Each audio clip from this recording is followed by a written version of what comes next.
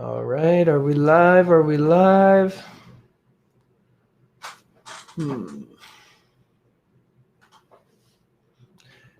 All right, and we are live.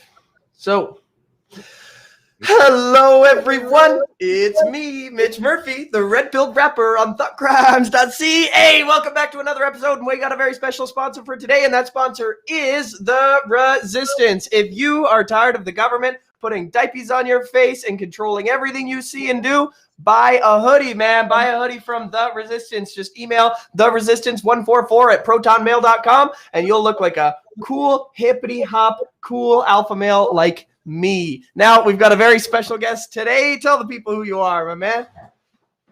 Hey, hi everyone, and welcome. Well, actually, not welcome. I guess it's Mitch's show. I'm so used to doing this on my side of things, but yeah, I'm just going to introduce myself. I'm the Canadian Libertarian. I've spent the last probably 10 years, although I gotta say it goes all the way back to when I was just a wee little lad.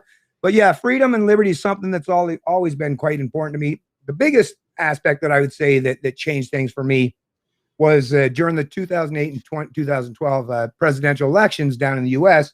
As we all realize, yes, in Canada, we're inundated daily, and sometimes it's good, sometimes it's bad, but American culture has a massive influence up here in Canada because, let's face it, right? America, I mean, most of the television shows or even a lot of the arts and entertainment movies, it's all produced and created content in the U.S. Even a lot of Canadians have to travel to the U.S. If you want to be successful, most of the time, lots of talent in Canada, but to actually achieve or attain that success, typically you have to travel to the U.S. So I pay attention, as with most Canadians, with not just Canadian politics and culture and all that, but of course American as well, because they are our southern neighbor. And when I watched Ron Paul, whether it's the 2008 or 2012, and I started hearing this term libertarian, because in Canada, we're inundated with liberal or conservative, or if you're a little bit of an older demographic in Canada, Tory, right, or those kind of terminologies. But libertarian, that term is rarely, I got to say, I really didn't ever hear of it until I heard people like Ron Paul, and we live in the age of information. What the hell is this thing you say, libertarian? And and as anyone of you ever spoke to that actually identifies as libertarian, once you start down learning what is this philosophy of liberty, what is libertarianism, what is it all about? Well, it's about human freedom. It's actually the most modern iteration, and the thought process, the principles, and all the ideas that have been expanded upon and built upon over not just generations, but thousands of years in the West, going all the way back to figures such as Aristotle and Plato. I mean, you could even actually bring, and thankfully people like Jordan Peterson have even brought in, the religious aspects of things, right? And theology, and to help us kind of understand some of these meta narratives and these stories that we all kind of recognize resonate with us. But at the end of the day, the most important thing for me is the core values and principles of the philosophy of liberty. Those three things alone, it's like, I like to use this analogy because I'm a guy I've been into racing and performance, like building an engine. Someone can teach you. Like I could go out and tell my son tomorrow, here, this is how you change a rocker arm in a small block Chevy. I could show him, he could watch me how I do it, and he could repeat those exact processes and steps, and he'd be able to do the same process. Once he's done it enough. But ideally, if you want to fully have a grasp or understand and have the metrics and the measures and the capabilities of really performing massive performance functions in those engines, is not just knowing how to replace the parts, but actually understanding the mechanisms and the four strokes cycles of an internal combustion engine, understanding how all of it works together, the camshaft, the intake, the carburetor, all of it. You got to understand. If you got the macro picture, then you can actually, to me, politics literally is someone telling you this, do that, right? I mean, sure, but I haven't really learned anything other than someone telling me what to do. And that doesn't create a critical thinking human being. A critical thinking human being is someone that you tell me the formula, let me learn to use the formula, right? The underlying principles or formulations, and then I can go from there. Then I don't need you to constantly be standing over my shoulder every day telling me, right, how I got to do this or how that. Now I've got the problem solving skills entrenched and embedded in my own mind, right? That's the beauty of philosophy as it is to playing politics or globalism versus nationalism. To me, globalism versus nationalism is just like, do you want Do you want your master to come from abroad, or do you want your master right standing over your shoulder? It's like, well, I got to tell you, as someone that actually understands what it is to be a sovereign, free human being, it's like, no, I am not required, or do I need a master of any sort? Don't need that at all. And that's the part that I think is most important. And that's the emphasis that Ron Paul, and he was running as a Republican, but he even admitted and fessed up at the time, is he was just using the bully pulpit, right? Because the media has to cover you when you enter into the political fray. But he made it known he wasn't going to win an election. He never thought by any stretch of the imagination that he was ever going to win the election, right? But what he did understand is if you just give people the ideas, because liberty is truly liberty is just, it's an idea that resides in your mind. So if you give people at least the firm grasp understanding and underlying principles and fundamentals of what it is to be a free human being, you don't need to centrally plan anyone's lives. You don't need to tell people what to do. They will, by natural extension of understanding the importance and what it is to be free, they will do what is right, not for others, but for themselves. And that's the other part with this whole altruism. But we can get into that too. Like I say, I got a lot to talk about for sure. But yeah, that is actually the very basis and core of why, to me, and when I realized there's so many of my fellow Canadians, to realize, I feel like today, I feel like the modern day, let's say Galileo at the time when everyone was saying that the Ptolemaic system was how the universe worked, right? Or the solar system. And they constantly had to completely reinvent and reimagine all the time to make up for all the failures in their formulations, right? That, to me, that's the thing. I don't want to keep playing these games. I want to be blatantly honest to people. I want to give them absolute truth, and what they use with that knowledge, with that truth, just like with Ron Paul, hopefully it'll be a benefit for us as we expand on these furthering of what it is to be free human beings. Because a couple hundred years ago, people did the exact same thing during the Enlightenment era.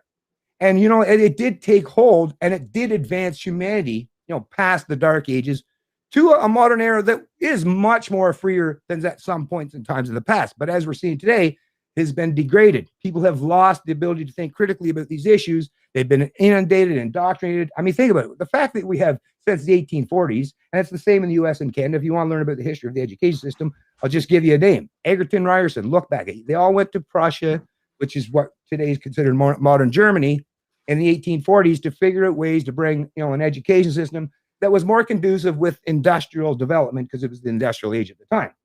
So it taught us to be good little slaves and serfs to the ruling class.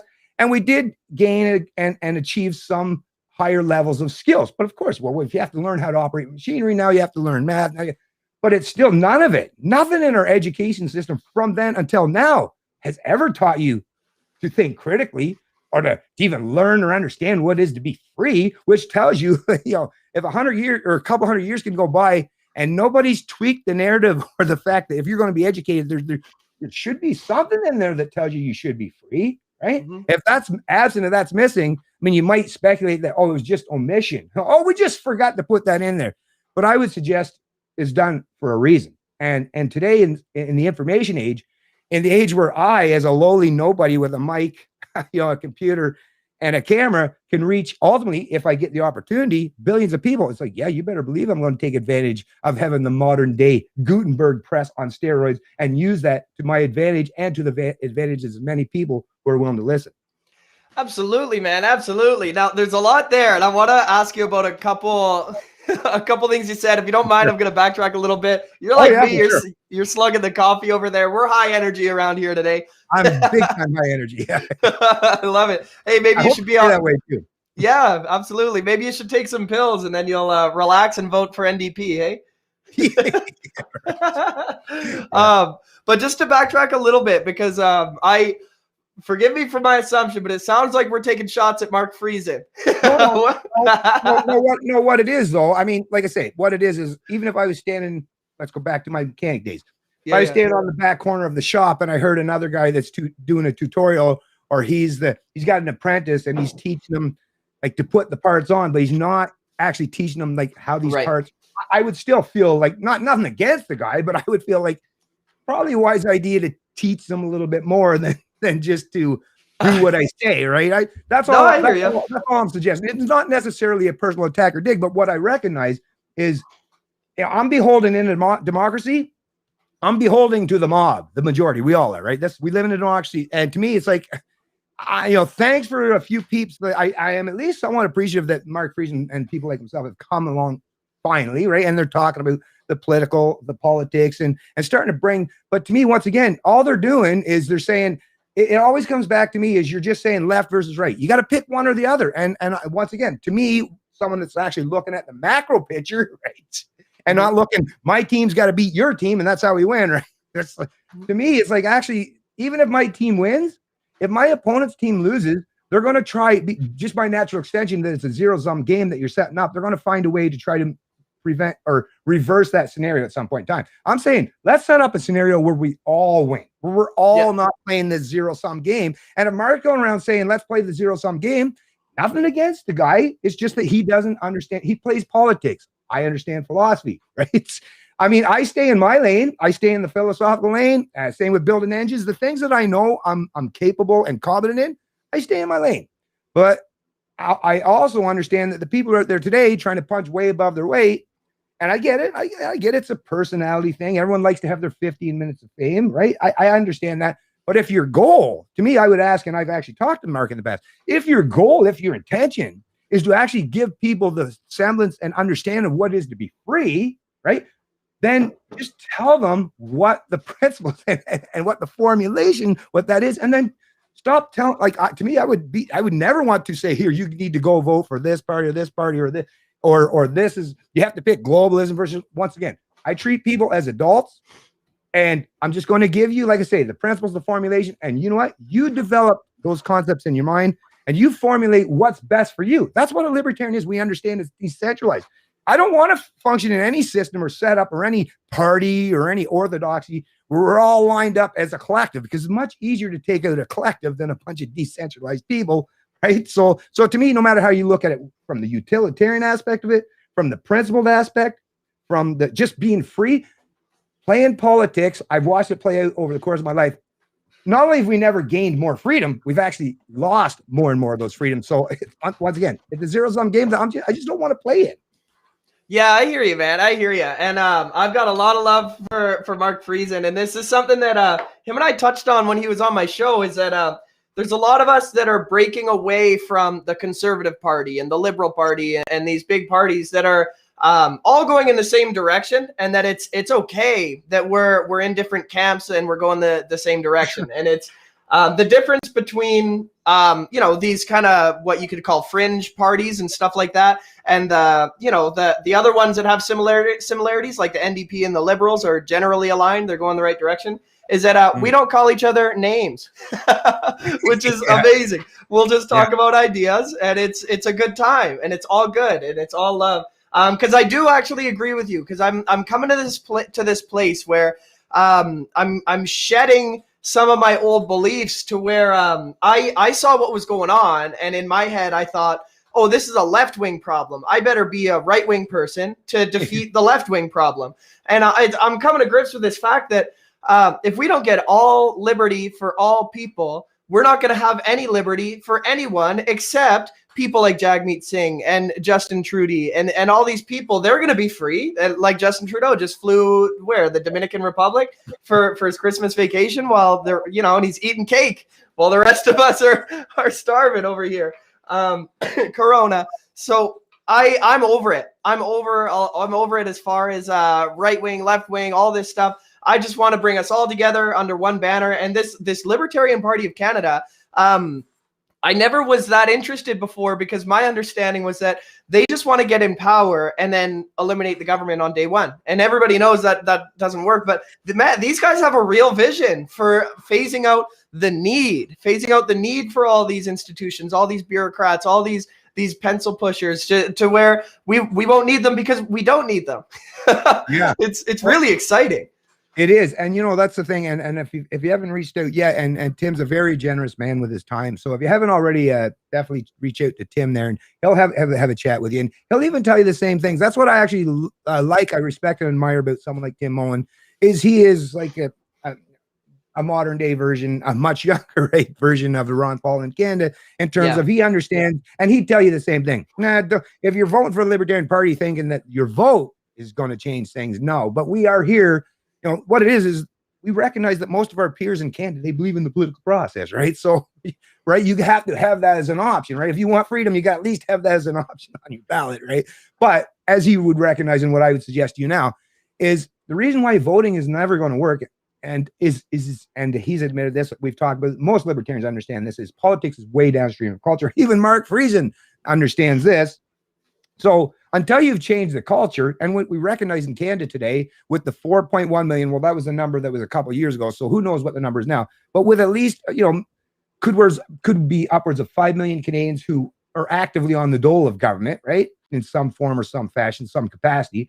They're not going to want to vote. Like, even if they're good people, I'm not saying they're bad people. I'm just saying if your paycheck relies on big government, it's probably not an incentive for you to try to go against that, right? That's the problem.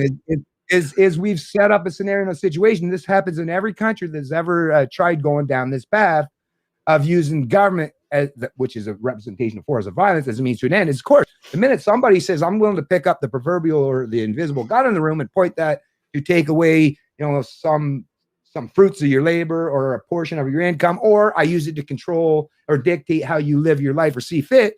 Well, we all understand that, that's going to, if the minute that's the game you're playing, well, your opponents are going to do the same thing. The minute they get the opportunity to take advantage or take control of that proverbial gun, they're going to point it back at you. So now we live in a country, a situation, a scenario, like as with all countries in the West now, where everyone, their means to an end is force. And when force is what's used as your ultimate means to an end, don't pretend that you're living a healthy, right, peaceful, prosperous society. What it is we segregate ourselves into our little silos, and we tell ourselves whatever the hell we need to get by. But to me, I'm tired. I don't want to play that game. I want, to me, I want to be like the people that were alive a couple hundred years ago, that were advancing the ideas of the Enlightenment era and giving people things to fully, not just grasp, but to strive and fight for. And that, to me, the ideals, the philosophy, and the principles of liberty, these are things that we could all, come on, self-ownership. I am me. Nobody owns me. Who the hell disputes that?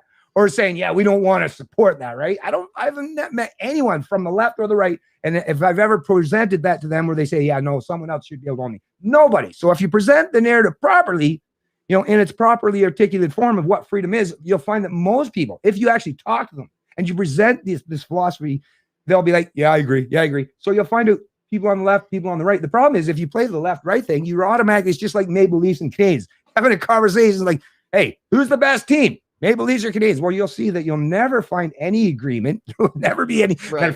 Matter of fact, just like with politics, left and right, I would say, matter of fact, they both fucking suck. Right? And none of them have ever won anything. I'm 50 years old, and none of them have ever won a goddamn thing at the time I've been alive. I don't know why people want to support a bunch of fucking losers, to be honest with you, because it's not good for the psychology or your self-esteem if you're constantly supporting fucking losers for being losers. Now, I wouldn't even do that for my own sons, right? I want my sons to do better. And if I just kept supporting them or stroking their ego or giving them a gold star every time they failed, I would recognize that I am the one that ultimately has failed them. So at the end of the day, like I say, people can say whatever they want about libertarians. I don't really care. That shit slides off me like Teflon. But at the end of the day, and like I was saying to you when we first started talking, I want the young people today to understand these, because I know a very, very tiny segment of our society are getting the kind of information. I'm glad that you are starting to learn some of these things.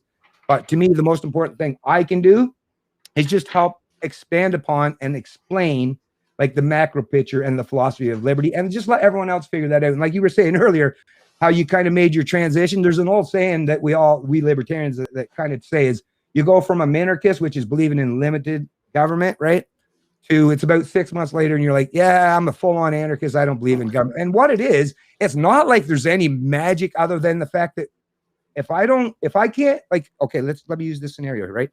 I have no authority to tell you, Mitch, how to control how to live your life. I have no authority to do that. There's no authority to that. Nor do I have any authority to take any portion of your income arbitrarily for any reason, even if it's benevolent, even if it's like, oh, it's so heartfelt. I have no authority to take from you without your express and implied permission. That's just the reality.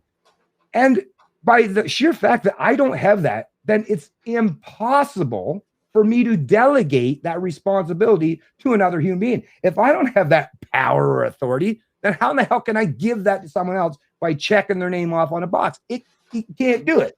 But people believe in the mysticism of the state. Mm-hmm. And why? Because they're taught it from the time they're just little tiny little kids, and their parents were raised in the same bullshit, right?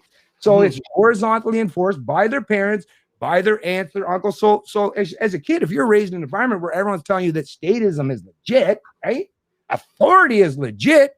Well, of course, just like if you were raised in the wild by lions, you might think that, going sinking your teeth in a chunk of meat, right? And run around butt naked all day, that was normal. And it would be for them. I'm saying that there's some other context that you might want to take into consideration. There's a whole history here that we have to draw upon, and there's a whole future that's yet to unfold and develop. Can we do a little bit better than these versus Canadians, please? Oh yeah. Well, I think a lot of people are ripe for a paradigm shift, because there's, like whenever I say taxation is theft, some people will clench up, yeah, exactly. But when you think it through, it's really not a radical statement. It's just there's a man with a gun enforcing it, but there's a couple degrees of separation to where we don't see the man with the gun. We don't feel the cold metal pressed up against our temple because it's done electronically, but we don't ask. And the other side of it that I've been thinking about is like, as far as the power of the propaganda, is that if you were in North Korea, born and raised, and you just had this libertarian gene, and you looked around, you saw what was going on, and you held up a sign on the street corner that said, "Our leader doesn't care about us," or "Our leader isn't that great," your entire universe would think you're completely insane and you're wild and out of control. But that would be an objectively true statement. Regardless of what everybody else in North Korea thought, you would be correct. And that's how I feel. Like, I don't know if you've seen my Facebook page. I've been rallying for almost a year now, trying to let the public feel more comfortable with expressing these opinions. Because you're not alone. If you think this is insane, you're not alone. And everyone else is so comfortable because every radio station, all their favorite movie stars, all their favorite artists, every politician, everybody's saying that this is what everybody thinks. Our mayor just went, because we've got our mega rally today. Our mayor put out a statement saying the vast majority of Kelowna residents do not approve of these dangerous protests. But why, if the vast majority believe in these mandates, why do you send people with guns to enforce them? If they're so popular, why do you have to mandate them? None of this makes sense to me, man. I don't know. Yeah, well, I mean, when they say that, usually if you scroll down far enough, it's based on a poll sampling of 1,000 to 2,000 Canadians. But that's the other thing. Unless you sit down and figure it out, and usually, unless you're a policy wonk or someone that just loves data, you don't. But if you get into it, you got to find out there's a sampling. Were they Democrats? Well, in Canada, I guess, liberal, conservative. So there's a sampling. There's all different ways. Well, I mean, there's an old adage, an old quote. I forget who I would attribute that to, actually, but more or less, when it comes to statistics, there's lies, damn lies, and then there's statistics, right? I mean, basically, because, and I mean, I think we all, this is one thing I think we all did kind of learn in school, because I remember even myself is, mean, medium, mode, how there's different ways to come to averages. So, of course, politicians and people want to persuade people to think in different manners. You use those numbers to manipulate people. And the funny part I see all the time, especially in recent times, is Global News loves to do these polls all the time, especially on Twitter, right? And if they're doing their polls where they've sampled people on the landline, right, they're getting where the poll, let's say if the majority of Canadians support the lockdowns, right? And they'll do a poll and they sampled, it was not online, but it was sampling by phone lines, which, I don't know, do you have a landline, young man? Probably not, right?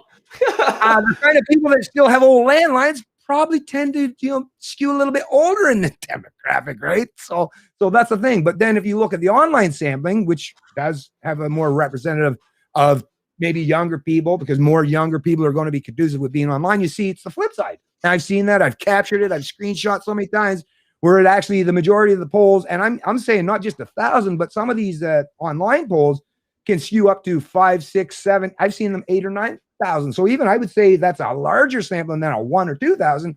And yet the online polls suggest the exact opposite. So it tells you it's just about manipulating people's numbers, or who exactly who it is that you're asking to answer these questions, these surveys, or these polls. So of course you can play politics to manipulate it one way or the other. But once again, forget about playing numbers. It's the idea at the end of the day, it's the principles. Because once you get down into the, like, if they can drag you down into playing the game of data, statistics, or poll numbers, or politics, well, they'll beat you the fuck over the head and they'll hammer away at you all day long. Which is why, I'll step back and wait a minute. Let's get back to the macro picture again. Are you saying that I should be a subject of someone else, that they claim ownership over me and something like that? That's the area where, when someone's trying to play these political games, you have to step up, step back, and actually push back against them, and don't allow them. Because like I tell you, that's one thing I will say, the right's not nearly as good at it, but the left are amazing storytellers. Why do you think the majority of Hollywood or novelists, right, screenplays, actors, they typically are on the left? They're amazing and really good at writing stories, and kudos to them for doing that. The conservatives are terrible at that. They're good at number crunching, and they're good at creating business and stuff. So once again, this is the part where it's not where you shouldn't play the left versus right as well. And a thing that a libertarian understand is we need to take, just like with your brain, separate two different hemispheres, right? The analytical side, the more compassionate side. Is we can't eliminate one or the other. It's a matter of liberty is saying, let's take all the great advantages that all areas of the human brain or human thought or capacities envelop and entail, and let's bring them together. That's something that's beneficial, rather than using it as a means to hurt each other. That, to me, that's where humanity should be striving to. And that's what the market does, naturally and instinctively, without any central force or coercion. Actually, you mentioned cake early on. It's funny because I love to look for different ways to describe this scenario, how you don't need regulation and big government for things. And I like to find ways that's the simplest to explain to people, because efficiency is a big thing for me, right? And I love the idea with the whole cake, right? How did they describe it again? Divide and pick. Divide and pick, I think, is what they were called. So think about this, right? No government needed. I've used the example of eBay and all that stuff. I think this is a pretty good one too. So let's say there was one piece of cake left, right? And there was two people left, and they were going to divide that piece up. Well, how you make sure that that function plays out, you don't know if you can trust the other person or not, but how you make sure, or one aspect or one way you can make sure that that process played out fairly, is you say to your opponent, okay, you can cut the cake, but I get to pick the first slice. The minute you've set that up, right? No, you don't even need a referee. You don't need a government. You don't need anybody. You just need the person's ability to realize that, if I try to cut the cake lopsided in some way, but he gets to pick first, I'm going to lose. So to me, right, if I want that piece of cake, if I want to get exactly half of that piece of cake, because I think that's fair and equitable, and we're doing this voluntarily, I'm going to cut that as close. Man, I'm going to make sure, damn, that looks right dead on, right? So once again, and we see eBay is just another iteration of that. You're seeing people like SpaceX, Elon Musk. These geniuses are coming out with multitudes of ways today where we can show, look, you don't need government for any of this fucking shit. Blockchain, smart contracts. There's a multitudes of technologies all at our disposal that we could use for most things that people say, but I need my government, right? I need force to do that. No, actually, you can do that through voluntary exchange, through voluntary contracts, and you don't need anyone to have the metaphorical or the mystical gun in the room to be the final arbiter, because can you really trust that person? No, but I will trust the fact that you're not going to fuck yourself over, right? Most people aren't going to. So this is the thing. I don't have to rely on, just like Adam Smith understood back hundreds of years ago when he wrote The Wealth of Nations, it's not the benevolence of the butcher or the baker, why they bake your bread, right? Or cut up your meat. It's because they want to provide for themselves. So when people say, and objectivists understand this, and people would always try to suggest that libertarians or objectivists are inherently selfish. What it is a libertarian and objectivist realizes that humans, just like the rest of any, whether animal or anything in the state of nature, if you're not about survival yourself, right, then what the hell? You would have never made it as a species. If you weren't fighting to survive yourself, your species, your offspring, then you just did not make it. So you could try to label and tell people they're bad, right? But I would suggest libertarians and actually the school of economics, of Austrian economics, are much better in understanding of actual how humans work, rather than, the monetarists or the Keynesians who think that you can just centrally plan and manipulate people, right? To me, a libertarian, or like I say, a proper monetary policy or philosophy, is you understand how humans properly work, and you just incentivize them to do the right things without using force. And if you've done that, then once again, doesn't mean bad things aren't going to happen. Bad things will continue to happen, but you've definitely greatly reduced for that to become entrenched or established, right? The state is established force. It is an established gang, whereas no one could say that Sears or Walmart should start hiring armies or militaries and start. People would say that's pretty bad, right? But the reason why people accept it for the state is because the state has some legitimate authority to do so. So that's, anyways, so I'm just kind of rambling on there a little bit there, but anything else you want to bring up? Yeah, man. No, you're killing it. I think you're bang on. And I think it has a lot to do with branding, right? It's this brand of what government is. And once you've established a brand, the brand sells you products. And as far as I can tell, the government's main job is to sell you problems that may or may not exist so that you'll buy the solution. And the solution to this problem that we have is just huge government expansion, huge. And everybody's afraid and convinced that the only way out is through more government involvement. But I need to go back to this idea that, all these people that are screaming at us to trust the experts. And you know what I find really funny is that I'm friends with some people that kind of fell into the QAnon movement, and something that made me run far away from that movement instantly, like years ago, was the first time I heard "trust the plan."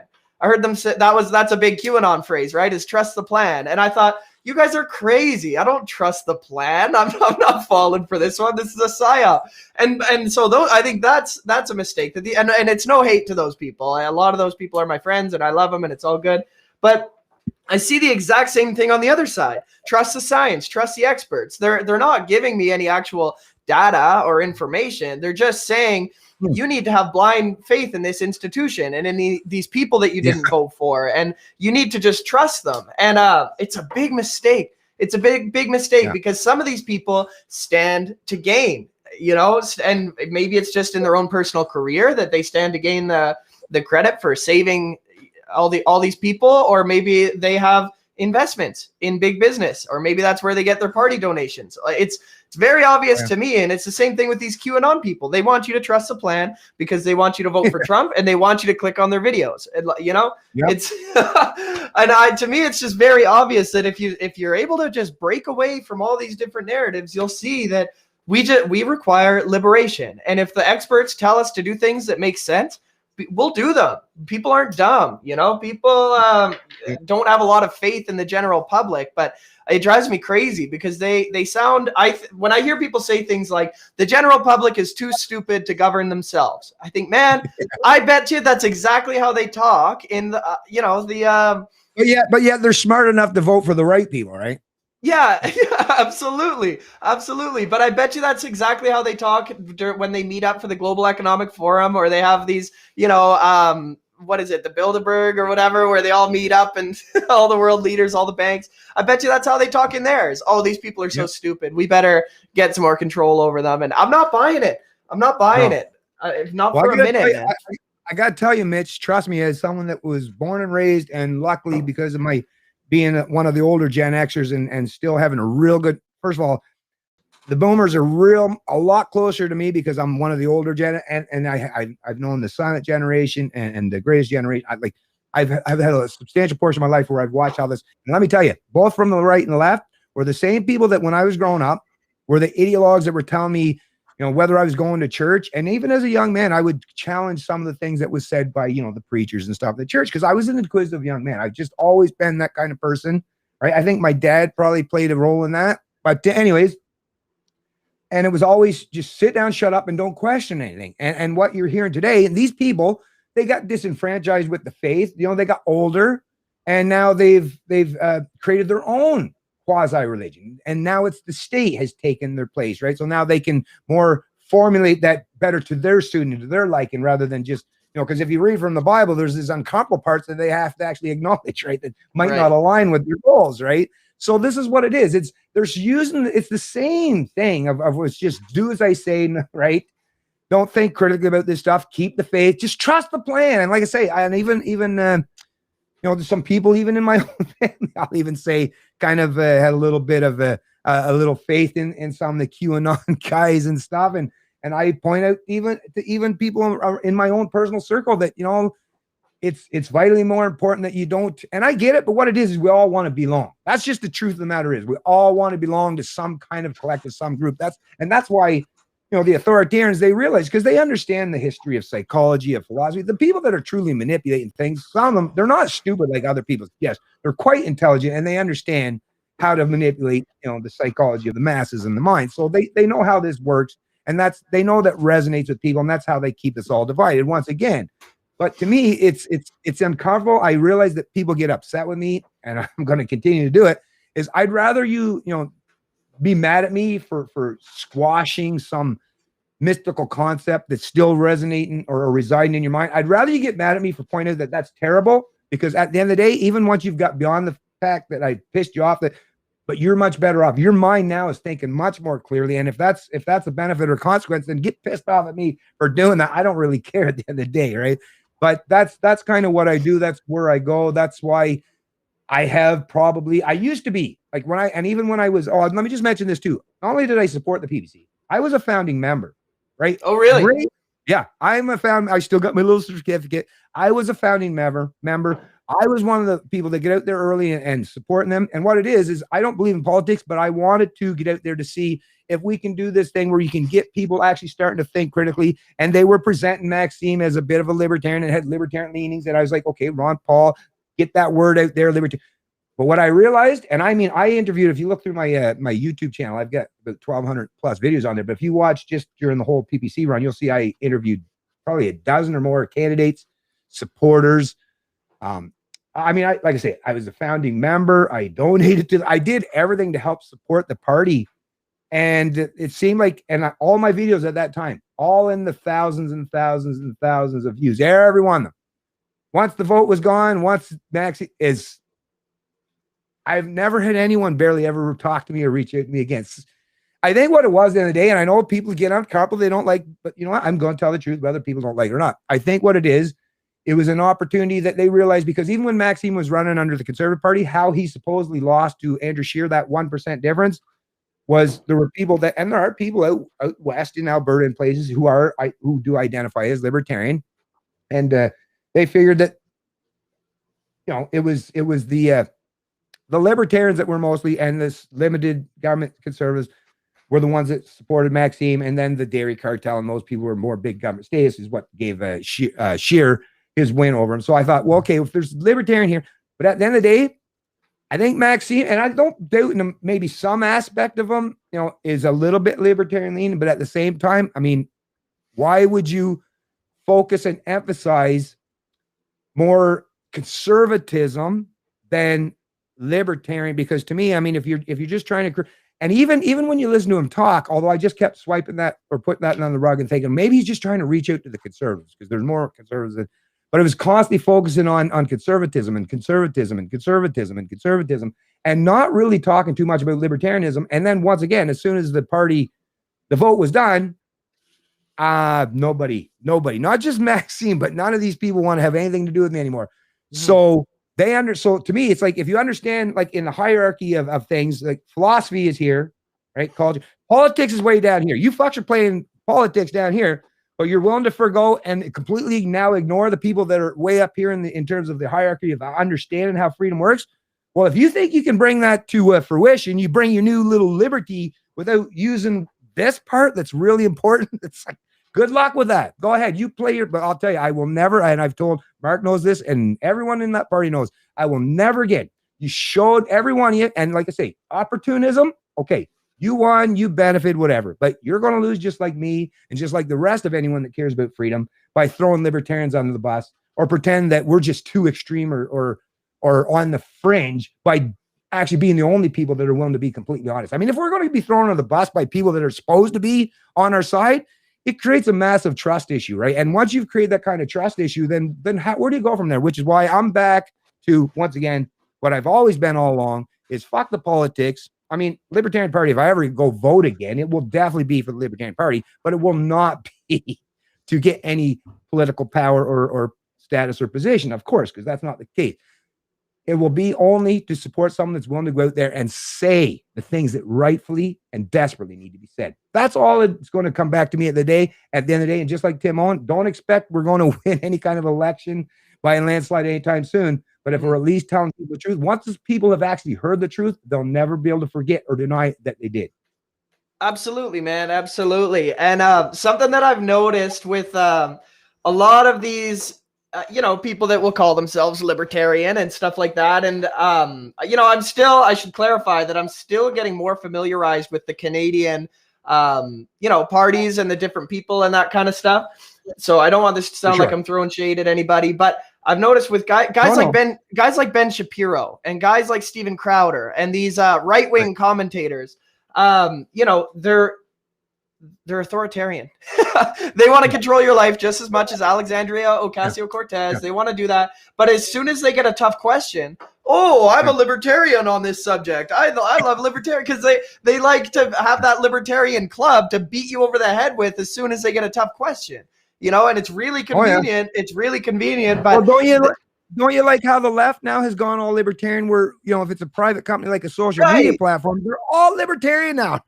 Yeah, how is it that these people who don't believe in private property are totally comfortable with everyone they disagree with getting kicked off Twitter?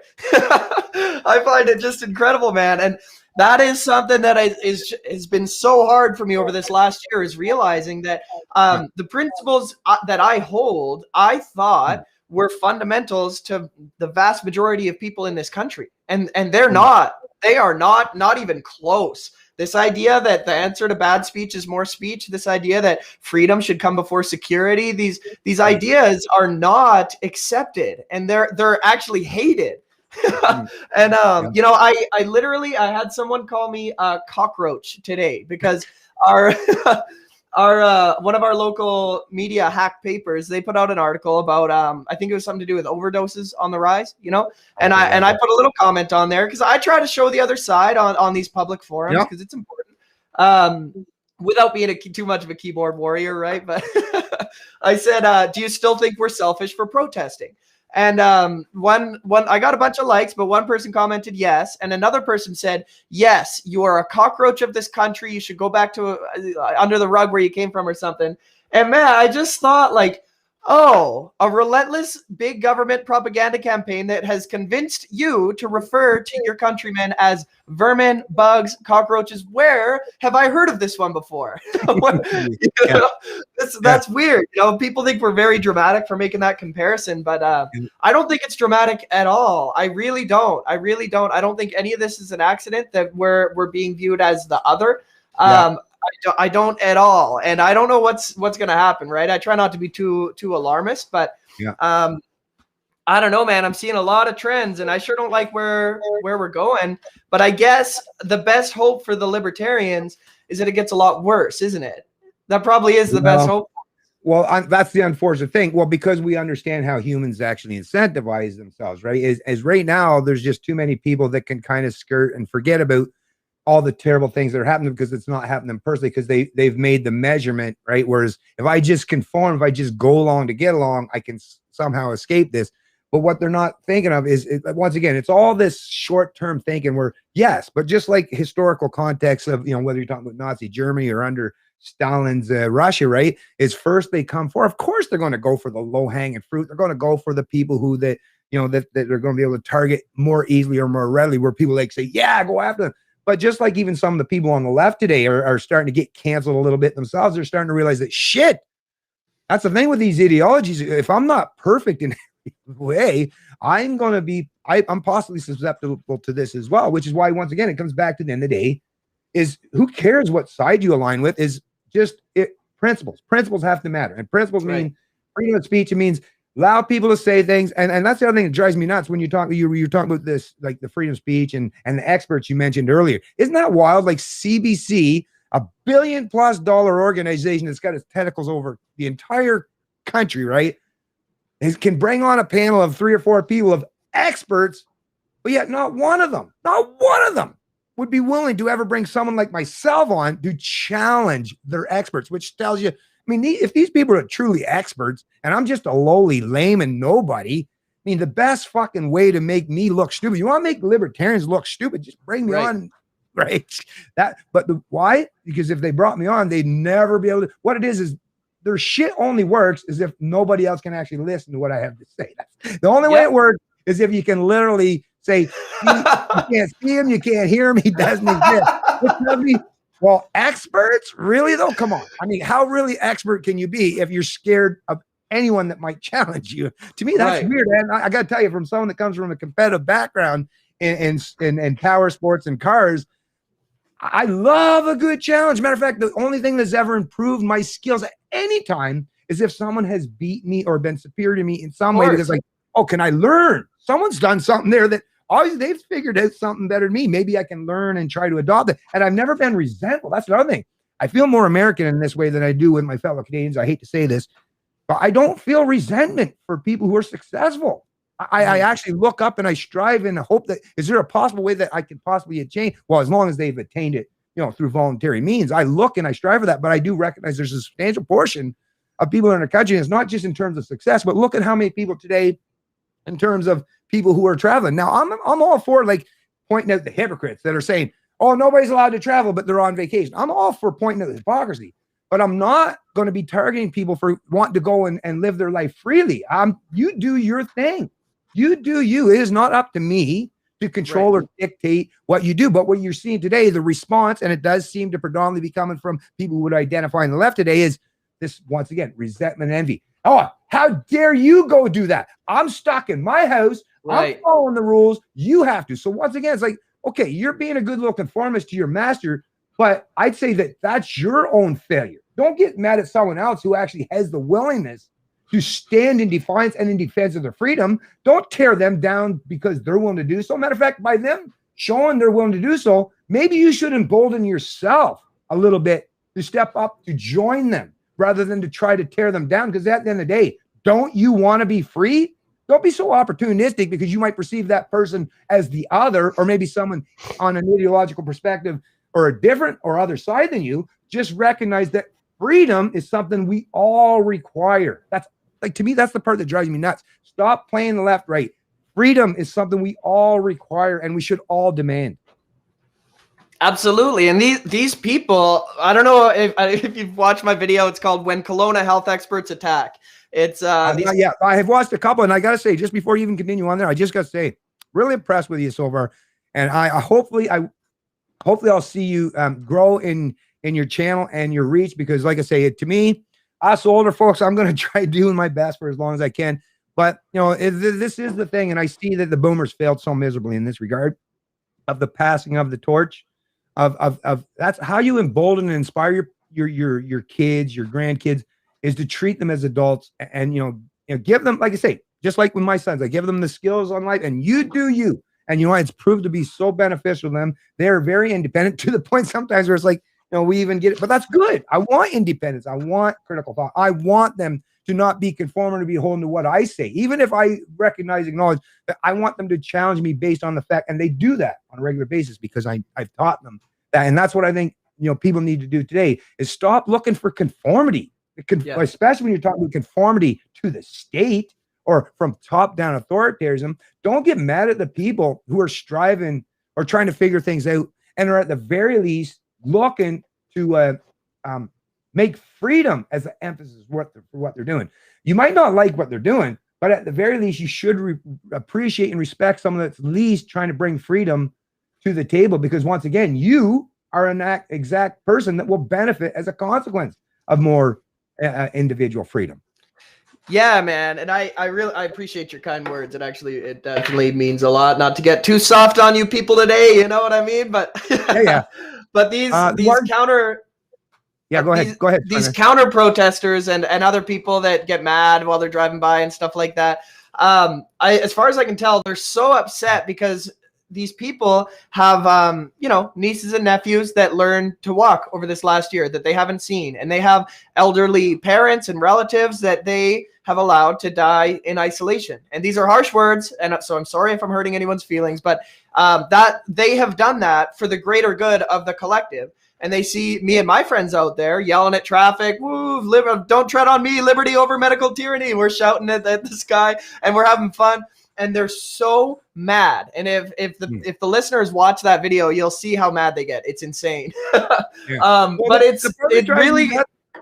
Well, I just want to point out, when they're saying the greater good, what I would suggest to you or anyone else when they use these things is like, am I not part of that greater good that you're fucking talking about? Why is it that? No, you're not. It's when they talk about, that's the part, like, where, to me, when people use these fucking terms, and trust me, I know how they sound good, right? The greater good, like to sacrifice yourself for the collective or your family. Now, the reason why that resonates for us typically is because historically in the family unit, you would have, right? If you wanted your offspring to survive, right, you would sacrifice yourself as the father. Let's say if you had kids and there was a grizzly bear or whatever, but you, at the same time, you don't want to. That's the thing, when you're sacrificing, there's much more to it, because actually there's always that measurement. It's like, how much of myself am I willing to sacrifice? Do I want to die? Because let's say, here's the other thing, but no one ever wants to think critically about these things. So even with the concept of sacrifice, even for your own family, right? If you actually delve into it, it sounds, if I just said as a Hallmark greeting card, sacrificing yourself for your kid is a good thing. Of course, so someone say, what if you have 5 kids and you sacrifice yourself for the 1 kid and the other 4 kids rely solely on you? That changes the paradigm a little bit, doesn't it? See, that's the thing, is there's so much more nuance and things that you have to think about. But today, everyone's just given a 5-second soundbite or a political talking point that sounds good on the surface, but they never scratch below the surface to figure out, what does this stuff truly mean? What does it entail? And that's what infuriates me the most of the time, is because, like I say, we live in the age of information. We have a multitude of ways to communicate now. Like, there's literally like a gazillion ways for us to communicate. And most people who are in the positions of so-called authority or influence are not using and taking advantage of those communication techniques and that ability to actually say the things that I'm trying to. Whereas I'm doing it, I'm trying my best, but I get like a few hundred people. Whether it's because people are, shadow banning or trying to, I don't know. I don't even get into this stuff. It might be, I'll even admit right now that rather than play the blame game of saying, oh, it's just because of social media, YouTube don't like me, that's why, I would suggest, and I'll even admit, there's a really good chance why fewer and fewer people listen to me is because they just don't want to hear the kind of truth that I provide, because it means they have to do a whole lot of internal reflection, right? Which I've had to do myself, and I got to tell you, not fun. Matter of fact, to get to where I am today, I've had to do a whole lot of, thinking, adapting, and changing of a lot of fucking shit. I've had to go through quite a bit of hell in my mind to get to where I am today, but I'm very thankful, because I feel like I feel I'm a much, much better person as a consequence and the result. And that's real. All I want at the end of the day is you give people the same tools that I have, so that they're at least, like I say, I don't care where you align, but at least you're thinking and scratching a little bit below the surface. Absolutely, man. Absolutely. And we got to talk to each other, and I'm really concerned about the name calling that we have going on, because that, as far as I can tell, that's why people don't say anything. They don't want to say anything because you'll be called a name. It doesn't matter as if you're talking about any sort of nuanced issue. If you're talking about anything that matters, there's a name just hiding in the bushes waiting to jump out and grab you that they're going to call you, whether you're talking about immigration or taxes or whatever it is, liberty, whatever, anything. Like if you believe in freedom over security, you're a grandma killer, you're a super spreader, you're all these things. But man, I don't know. You touched on this early on in the show that we got to change the culture, because this culture is totally based around following rules and standing on dots and doing as you're told. And the youth have been tricked. They've been tricked to think that this is like a cool, edgy thing, is to do what you're told and make fun of people that don't. And it's weird, man. It is. It's really strange. But the good news is that the truth is so loud, and the reality is so loud, that it's going to come out. And I've got a lot of faith in these Gen Z kids, the ones who did the GameStop rebellion. A lot of these kids are coming up, and they see how fucked this world is. And they, a lot of them are starting to look around, and they're going, why would we do the same thing? Because a lot of people in my generation see this problem. This world, we got all these problems, everything's going wrong, but their solution is that we need more of the same direction. We need more government. The government needs more funding, higher taxes, we need more control, and then we'll fix it. But the Zoomers are coming up and going, we've been doing that for 100 years. why would we keep doing that? But my concern is that I'm convinced it's going to get a lot worse, because we're on a certain trajectory right now. And, throughout history, when things get really bad, you tend to get some maniacs in office, like that. It led to Donald Trump, led to all sorts of different authoritarians and that kind of stuff. My concern is that when it gets really bad, I figure it's either going to be a libertarian revolution or a commie revolution. And I figure if we start putting in that work now, when the currency starts to crash and we start to have bigger problems than we do now, I'm hoping that this Libertarian Party will just be there with open arms, welcoming everybody. Because I had a huge revelation where I was talking to some of my friends, and these guys are super right wing. I don't think any of them are voting Libertarian. I think they're all in it for Max. They're just like really right wing guys, but really good guys, right? Just blue collar, hardworking fellas. And we were talking about setting up a blue collar gated community. We're buying a bunch of land and we all go and live there together. And it hit me that, man, if we do that, we're kind of going to be communist. Like, my buddy's a mechanic, I'm a plumber, we're all going to grow food and we'll all share and help each other. And Matt, that's what libertarianism is that you break away from the right-left paradigm. And, all these different structures that, like UBI, all these things that are a horrible, horrible option on this big scale, they could actually work within your community. And you could actually implement it without the use of force and without hurting anybody. Like if the city of Kelowna wanted to have a UBI, ask the people, will you donate this much per month? And then we'll redistribute all this. Exactly. That's perfectly reasonable, but it's not reasonable at a federal level. And it's going to, man, you know what I'm saying? I just, that was a big awakening for me, is realizing that me and these right-wing maniacs, I say that with all love and respect, is that we basically would be starting a communist commune. Yeah, but you know what? If you think about it, what a libertarian does, because once again, the core principles is self-ownership, property rights, and the non-aggression principle. So what a libertarian, and many times myself and many others have said this in the past, hey, if you're a communist and you want to set up a commune and it's all voluntary, it's opt-in, to me, if that is what's best for you or the people that go for it, who the hell am I to tell you shouldn't do that? You do whatever. Matter of fact, that's the point of the live, let live mentality, is the more you allow people to do things their own way, the less chance that you're going to have conflict. It's the same with when I raised my fucking sons. The less rules, there were rules, but they were very minimal and they were understood and they were properly used for guidance for habits and behavior, but they were universal and there was no exceptions. There was no, okay, you can steal, but you can't, right? It's like, no, it had to be so, but they were very minimal. And that's the thing I will say for the young people, what you're talking about today. I think two things that are missing for the young people that I think we Gen Xers, we Gen Xers were basically the first generation where our parents were the ones that were, both of them, full on actively in the workforce for the whole time, right?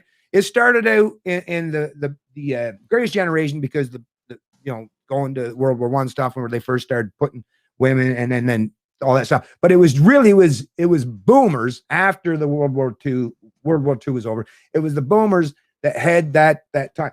Gen Xers have been in a completely different scenario. Sorry, I lost my train of thought there for a sec there. Where was I going with that? Sorry, man. Oh, you lost it. If you could I did. I think you're ragging on the poor boomers again. Those poor boomers. I think not Reagan, not Reagan per se, but it's just that I'm just trying to think where the actual point of what fucking total lost my thought there. But shit. Well, because we were kind of going on about how a lot of these collectivist solutions can actually work if we get the big feds out of the way. I mean? Now I get it. Oh, yes, no, now I remember. Sorry. So thanks. So the boomers, because our parents, and like I said, even in my own personal situation, they were both working, and I mean like all day. So what it is we Gen Xers, and we were called latchkey kids. I mean, there's all kinds of documentaries explain that, because we really didn't have much supervision. But you know what? That was the only thing that gave us. That's why you'll find that most people who identify today as libertarians are goddamn Gen Xers. And the reason why that is because we had to navigate life without that kind of control. Now in the school settings, of course, a lot of top-down control. But once we were out of school, like I say, parents, nobody was paying attention, nobody, because they were doing their thing, right? They were enjoying all the new prosperous and, you know, getting their houses and having the 2 cars and all that stuff. So we, like I said, we had that kind of freedom, and we were out socializing. There was very minimal authority to tell us how to do it. So we had to navigate the social realm completely voluntary, and we figured out how hierarchy works. And it was so easy to figure this stuff out. It's like, of course that works without having any supervisor, without having a principal or a teacher or a mommy, daddy telling you things. We could figure this stuff out on our own. Today, I don't see as many people, you know, in the younger generations that have that kind of freedom, so they can navigate life in a much more seamless manner, where they can learn these things with real world experiences rather than constantly being micromanaged. Now, I'm sure you're the outlier or exception, but I mean, how many kids today, it's so weird, get driven to school by their parents, and the school's like literally like, whereas when I was growing up, no, you walked a couple fucking miles uphill in the snow, right? You know, all that. Oh, shit, yeah, oh right? yeah, classic. Right? And, Yeah. and molasses and all that shit, right? But it is true. But those things gave us as Gen Xers, it's something that I think has proven to be beneficial. Now, some didn't keep it and take it on them and carry it through their whole life. Some of them have sold it to the state, all kinds of different areas for sure. But like I say, it is that area.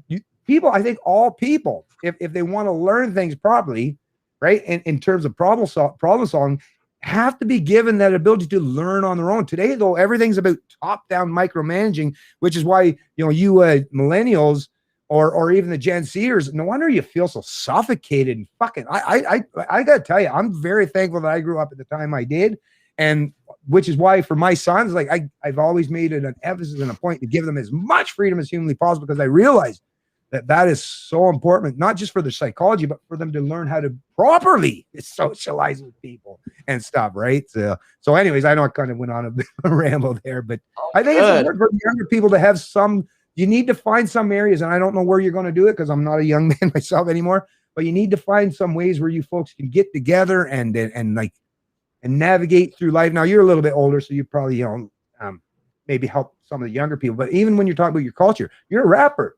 That is a huge thing. I've been pointing this out multiple times, and my son, actually, maybe you folks can talk at some point in time, because he's, like I say, not just your age, but he's one half of his group Youth Nation, and they've got some pretty cool tunes and stuff there too. Right. And they're Canadian duo, and they do rapping and producing songs, and pretty popular. Did pretty good. They got their little thing there on their YouTube channel with the little, you know, the note or whatever, all that stuff.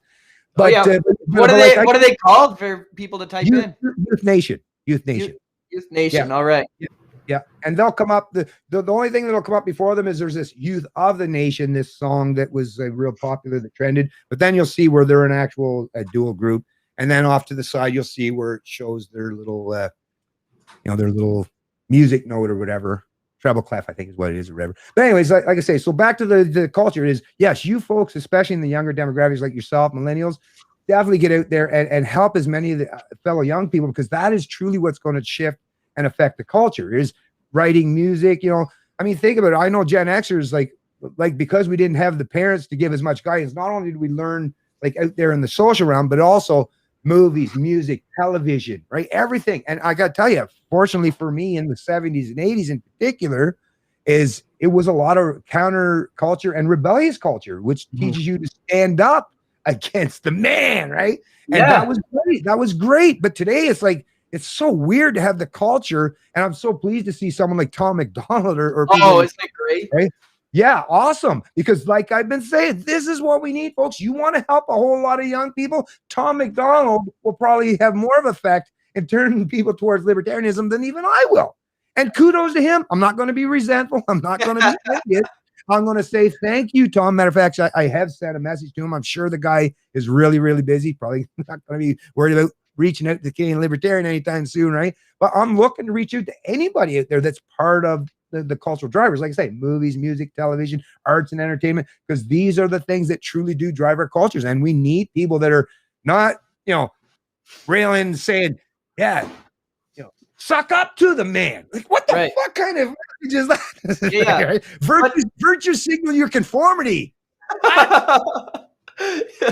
Yeah, this pride in being just like everybody else is incredible. But something Where the hell did that thing go? Something that people should not miss, though, is that it's no coincidence that Tom McDonald did that with a microphone, a computer, and his girlfriend and a camera.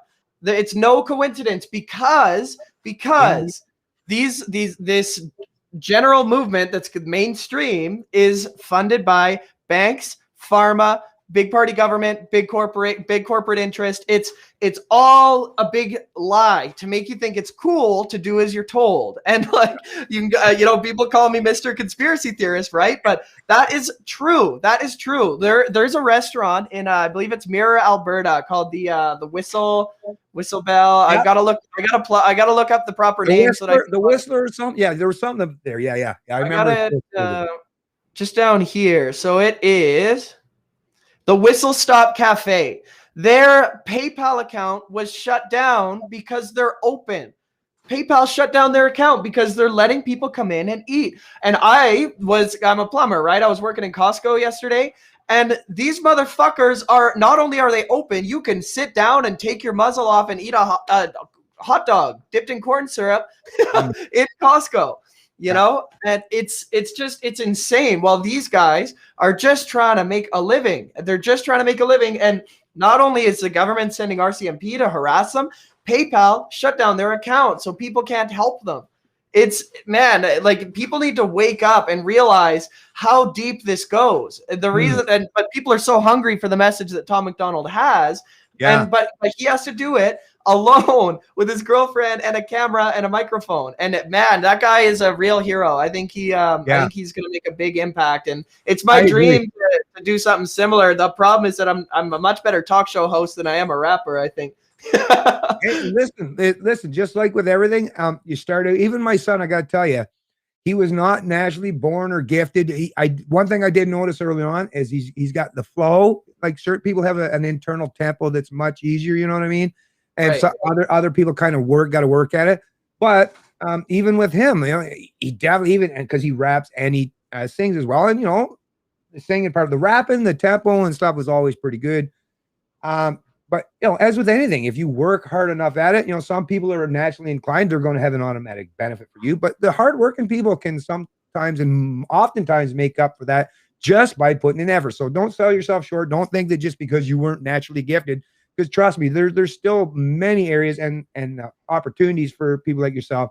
Just keep working hard at it. And I assure you that you will, if you put the work and effort into it, and you seem like, obviously the fact, even just by the way we're talking today, I can tell that you're, an intelligent, wise, someone that's thinking about these things. You're a critical thing.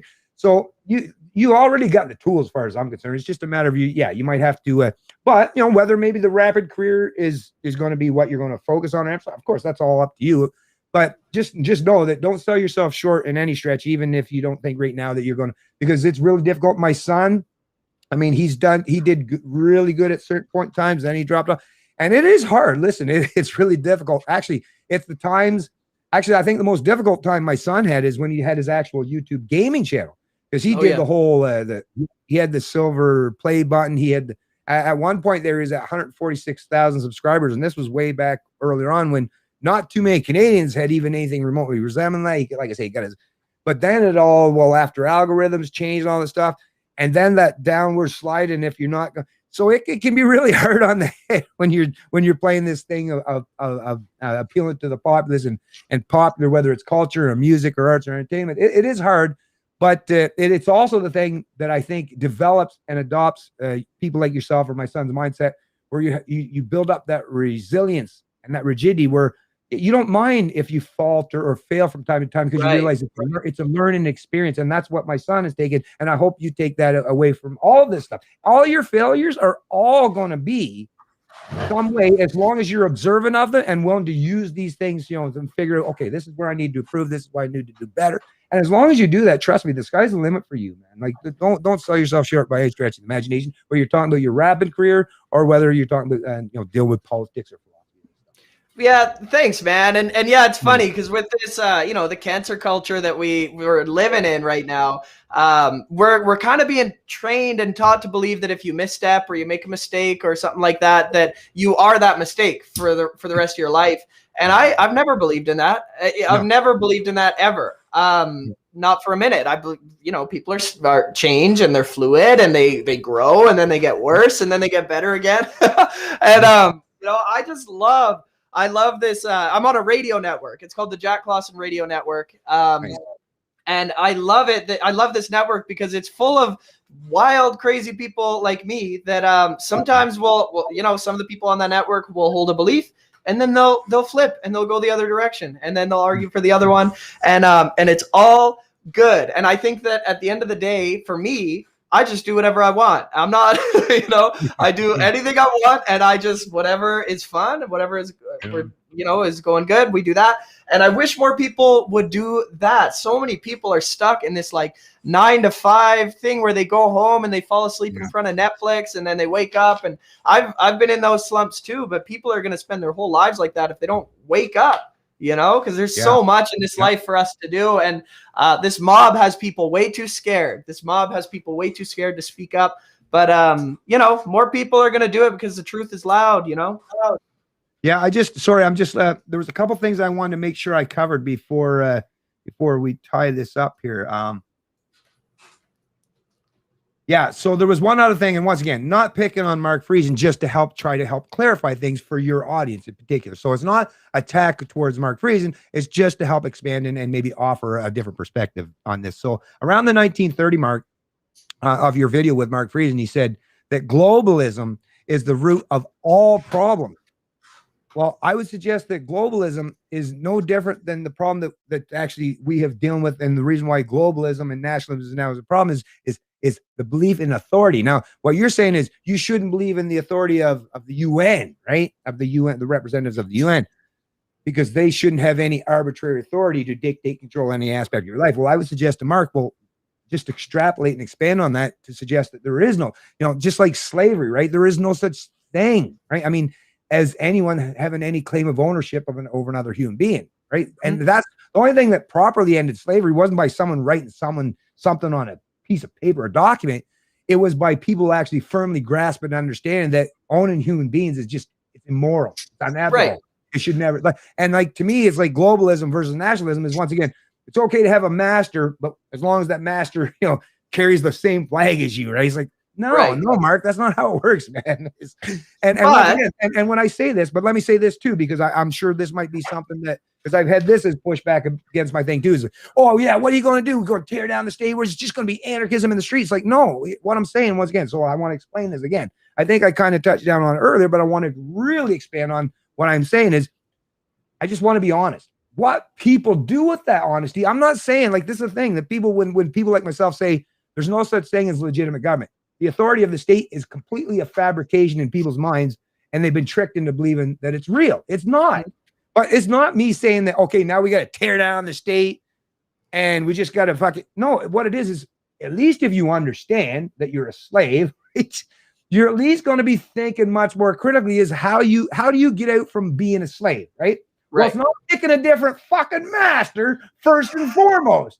And if you haven't figured that one out, go look at Larkin Rose's video on his channel. It's called The Jones Plantation. And actually, I would even suggest to you, and if you want to share this with anyone that might watch your videos, they'll be really shocked as hell once they've seen it, because then you get to see the visualizations, because it's done in video form and shows all kinds of pictures and graphics of it. But it's like, but sorry, you wanted to say something. Go ahead there, man. Yeah. So I just want to, I guess, push back a little bit on what you're saying, and that in just because my take on that globalism versus nationalism is that there is a global elite ruling class that wants control over our nation. So why not come together as nationalists and say, we are an armed population, stop fucking with us, leave us alone. We're the nationalists, right? We're the ones that care about this nation and love this country. And it's because I do understand what you're saying, and I do think that that's kind of why I'm not in for the PPC, is because I do think that they are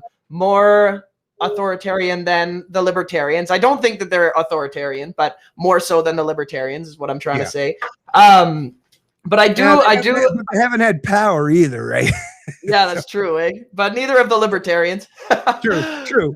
You know, but that is my take on the globalism versus nationalism, is that you know, that's my understanding of it. That's kind of how I look at it, and why I refer to myself as a nationalist is because I believe that it's you know, my right as a sovereign individual who lives in Canada to defend this nation against globalism. 100%.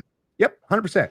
But you're once again, you're also expressly implying that you don't want the other to be your master, but you're still accepting that you're going to have a master. That's the issue, right? So I get what you're saying, but here's the thing: who does that? Like this globalism. How could globalism ever come to Canada?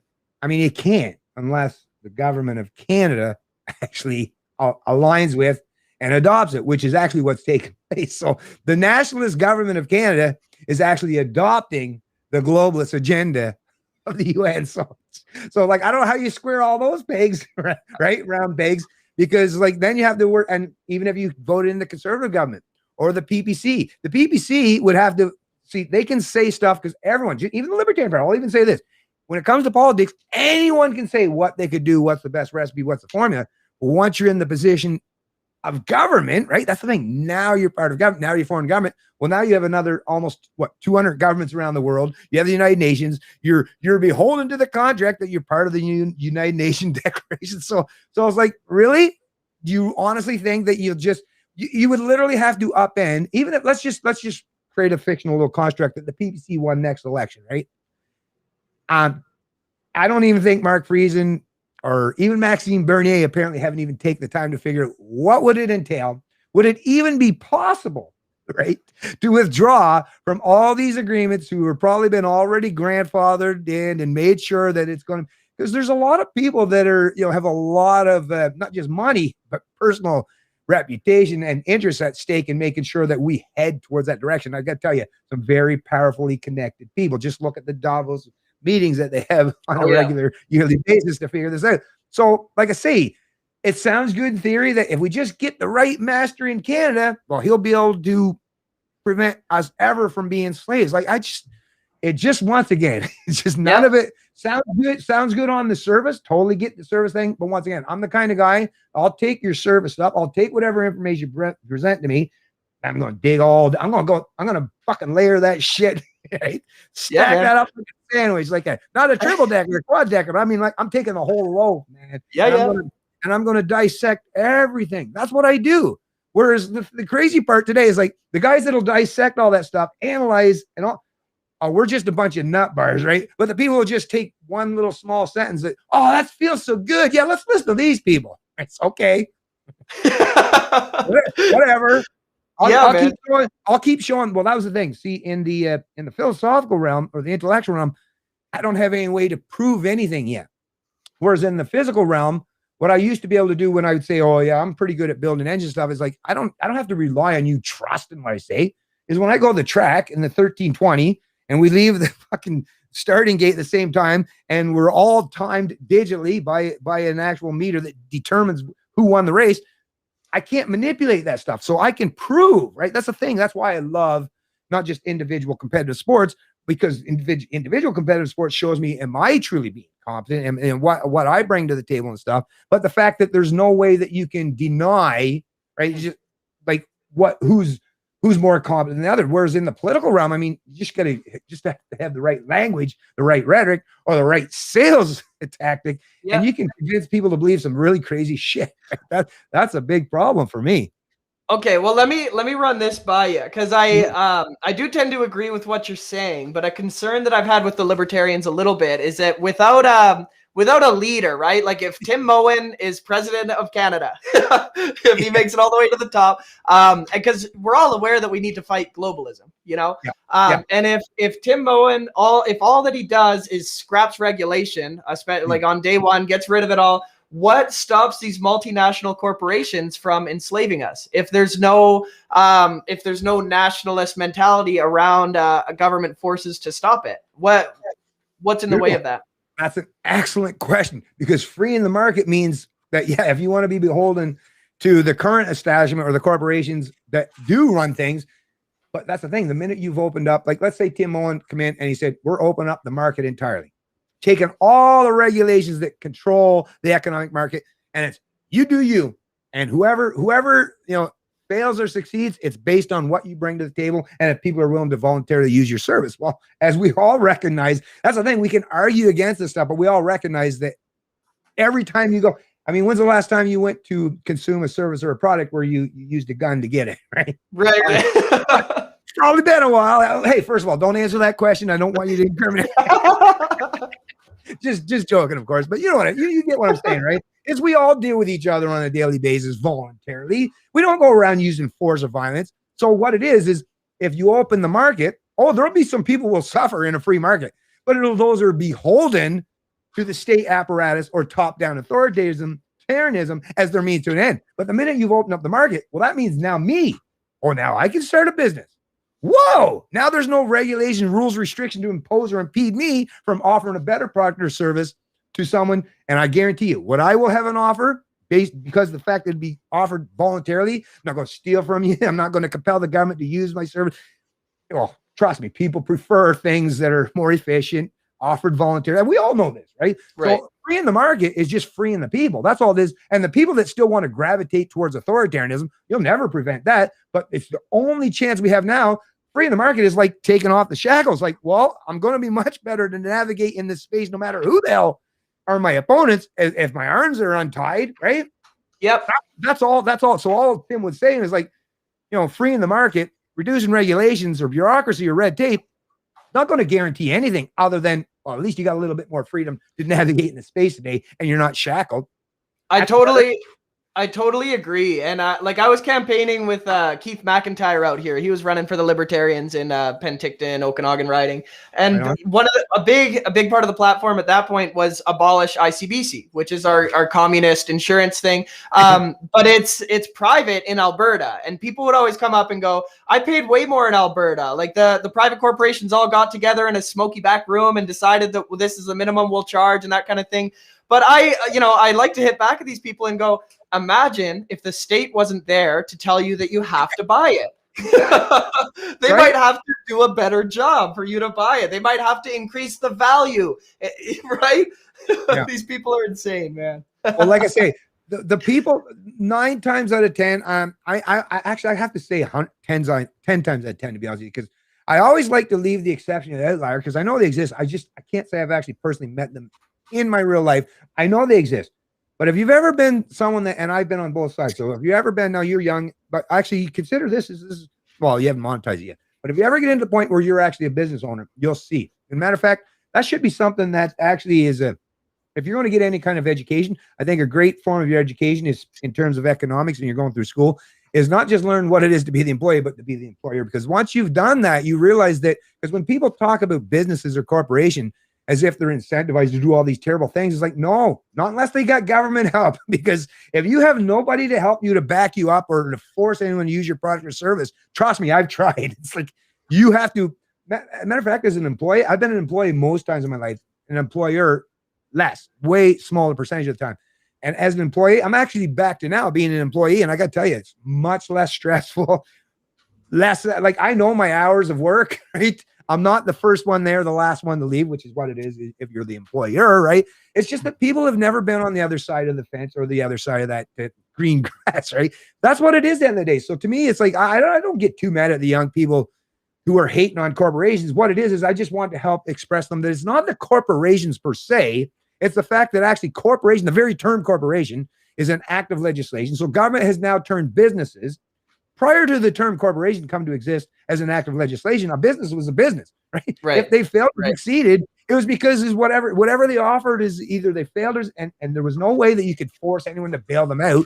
So the only way the business owner of the day could make sure that they could sustain their business model was to appeal to the customers, the employees. I mean, there's the investors, the stock. Fuck, you have to subject yourself as an employer or an owner of a business to so many people you don't understand. But today, now you can completely remove that because now you can just, well, I mean, think about it, especially after the moral hazards of the bailout of the financial crisis. And I tell you, people that are conservatives in this country still hammer away about, don't you miss Harper? Fucking Harper was the guy that bailed out all the banksters in this country. But most Canadians, this is another thing. Most Canadians, now I'm probably one of a handful of Canadians who've ever emphasized and pointed out that in 2012, most Canadians, it was reported on by CBC, National News, and even the Global News. They all reported on it, but it was one time on a Friday and never fucking talked about it again. But they keep giving me no, but seriously, I'm not kidding. I've got it all documented. It's all backed up. $114 billion is how much our banks, and three of them, Royal Bank, Scotiabank, and what was the other one? There's three of them that were bailed out to the tune of 1.5 times what their entire portfolio was worth. So even if you fucking sold off everything what they were worth, it still wasn't enough, because what it is they had to bail out the banks and recapitalize so they could go forward and, still, give out loans and mortgages and all that stuff. So the banking institutions are all propped up by government. Large, substantial portion of the corporations in Canada today, especially now that not just CERB, but CRB and all this stuff, we're seeing there's millions. I mean, I would venture a guess that up to possibly half of the entire economy, entire GDP of this country is based on false speculative wealth and debt. That's the thing. If you want to perceive as debt as wealth in any way, then you just don't understand economics, right? Debt is actually, you have to work to pay off that before you get into the actual black, right? So I don't know, people are weird the way they think. And Keynesian economics, I'm not sure if you're familiar with that, but that's been jammed into people's head. And now they have the most modern iteration of that that's trying to be implemented, which is MMT, which is Keynesianism, but on fucking steroids, like where you just take monopoly, right? And instead of just the little bit of monopoly money that they give you, no, just print that shit whenever you want, man. What? You going in debt? No, just print that shit to pay off the debts. Like, well, you don't understand how value works, right? Apparently you don't understand the concept of value. And if you don't understand the concept of value, then that's the problem that all collectivist regimes, every socialist, every communist, every fascist, every collectivist regime in the planet has ever tried to centrally plan an economy without market mechanisms or price valuations that are automatically instinctive. And you know how they happen? Just like with the piece of cake. Do you know how the market sets prices? Is if you were going to sell something to me, we have to negotiate. We have to barter. You could say, I want X. You can tell me, here, I got this glass case. I want $1,000 for it. I'd be like, fuck you. You're a crazy motherfucker, Mitch. I'll give you $10 at best, and we'll negotiate that. Right. And if it's voluntary, we'll come to an agreement. And when we walk away from that exchange, the only way it'll happen is if you said, okay, I guess I got enough for it or paid enough for them. I'm making the determination in my mind. Yeah, that's fair enough. And I've done the same thing. That's how a market works. But the minute you've created some area or regulator or some central planner that says, I get to pick and dictate who's going to be the winner or the loser on the transactions, like, well, I guess it's just a matter of flipping the coin. Who wants to live in that kind of scenario? I'm really glad you brought up that modern monetary theory, because that's something I've gone pretty deep with some of what the self-described democratic socialists like Crystal Ball, Kyle Kalinske, a lot of these commentators they love Bernie Sanders, right? They think Bernie Sanders is great, which fair enough. Bro. Yeah, Bernie bros. Yep. And that's their big thing is they say, if you control your currency, you can print as much money as you want and you can go into as much debt as you want. You can do all these things. But I always just laugh, and I think to myself, that's cute. You think you control your currency. They think they think they have control of it, but they don't. They don't have. It's the Federal Reserve. It's not federal. It is true. But what they're saying is actually, they're absolutely right. Because what they're doing is they're expanding on the Keynesian model, and they're correct in their assumption in a way. But what they don't realize, they're not taking into perspective, is the only reason why this whole Keynesian model and central banks has worked out, especially since 1913 and, the American central bank. And then after the Bretton Woods agreement, where the US dollar being the world reserve currency, what they don't realize, but they should be, because these are people who are supposed to know and understand monetary theory, is the only reason why this stuff is working after the financial crisis is because every central bank in the Western developed world has had to devalue their currency in conjunction with each other. So it's the race to the bottom. So what they're saying is, oh, it's working because look, it's all basically we're just saying that we're just going to do what's happening today, but just at a much better level. But what people don't realize is why do you think the whole world is in so much division and strife today? Is because people recognize instinctively that their fucking purchasing power of their dollar is being greatly devalued and depreciated by the fact that everything is being inflated around them. So yes, you might create some, and then they think, well, once there's inflation, they think that, well, we'll just print money to pay off or give people. These people have never taken into consideration anything other than the fact that the only way this works is if you play this Ponzi scheme or this pyramid scheme or this race to the bottom. But what they're not taking into account is at some point in time you get to the bottom. Of course, if you have the ability to print money, stash your inflation in different areas, right? So maybe this month the price of inflation isn't going to go up on bread or staples in your foods, but it'll go up in the price of your house. Well, first of all, not only do I have to eat, have a roof over my head. Like I say, none of these people, they're taking advantage of the fact that, yes, of course, in the moment, if you print money, just like you and I today, 100%. If you or I today had like a little print machine in our basement, 100%, man, we'd benefit ourselves quite. We do good, man. Mitch, we could fucking kick ass, buddy. Oh, They got, man, the bling and shit, right?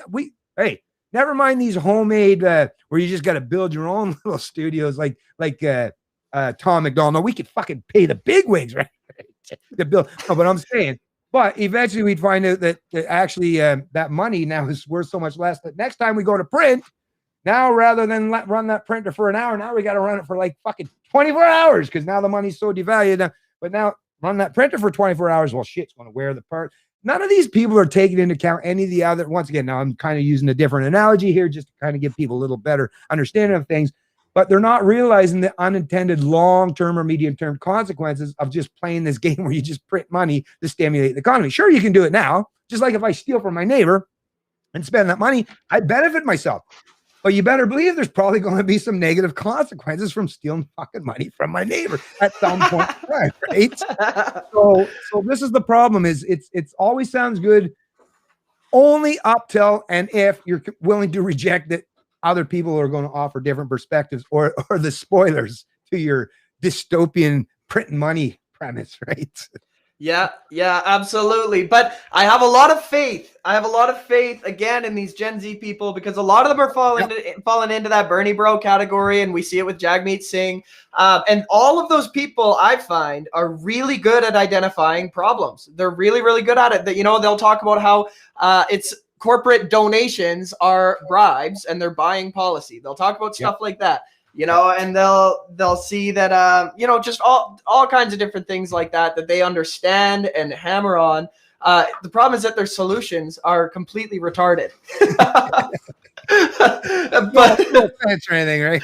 Yeah, sorry, Thought Crime Alert, Jack Clausen Radio Network. But they'll come over to our side eventually because what they'll do is they'll get these people like Jagmeet Singh in power, and then they'll realize how royally fucked they are, and then they'll have to come over here to our side because we're screaming about the same thing.